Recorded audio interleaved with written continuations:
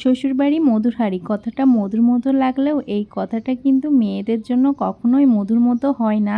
শ্বশুরবাড়ি তখনই মধুর হয় শুধুমাত্র জামাইদের ক্ষেত্রে। জামাইরা যখন শ্বশুর বাড়িতে আসে শাশুড়ি মায়ের আপ্যায়নের সীমা থাকে না। সারাক্ষণ রকমারি রান্না বান্না আর রকমারি পিঠা বানানোর কাজেই ব্যস্ত হয়ে থাকে।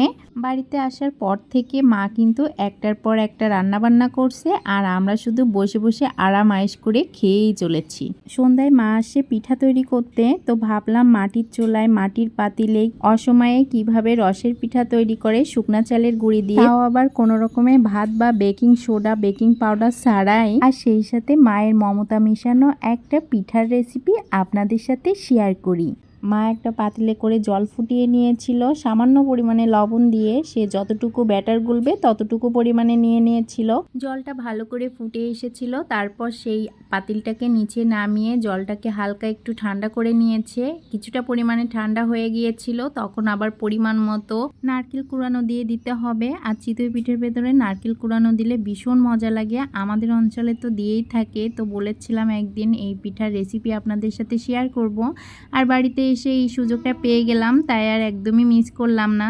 তো নারকেল কোড়ানো দেওয়ার পর অনবরত নাড়তে নাড়তে কিছুটা পরিমাণে ঠান্ডা হয়ে গেলে এখন পরিমাণ মতো চালের গুঁড়া দিয়ে দিতে হবে, আর এটাকে অনবরত নাড়তে হবে। যেহেতু গরম জল ছিল, তা না হলে দলা বেঁধে যাবে, আর নাড়তে নাড়তে এটা একদম মিশে যাবে। আর এটা কিন্তু শুকনা চালের গুঁড়া দিয়ে বানানো হচ্ছিল, দেখেন কি সুন্দর মিশে গিয়েছে। আর এটার ঘনত্ব না পাতলা না ঘন, এরকম একটা মিডিয়াম থিকনেস থাকবে। তো আমাদের গোলানো কিন্তু হয়ে গিয়েছে, আর এখন চুলার উপরে মাটির পাতিলটা দিয়ে তার উপরে তেল ব্রাশ করে দিয়েছে। তেলটা সুন্দর করে লাগিয়ে দেওয়াতে এটা কিন্তু খুব ইজিলি উঠে যাবে, আর একবার উঠে যাওয়ার পরে দ্বিতীয়বার কখনোই তেল ব্রাশ করা লাগে না। তো এই দেখেন উঠে গিয়েছে। প্রথমবারের পিঠাগুলো অতটা সুন্দর হয় না, কিন্তু পরের বার থেকে দেখবেন অনেক বেশি সুন্দর হয়ে যাবে। তো মা এই যে সবগুলোকে উঠিয়ে নিয়ে আবারও কিন্তু পাতিলটাকে গরম করে নিয়েছে, আর এই তো আবারও ব্যাটার দিয়ে দিয়েছে।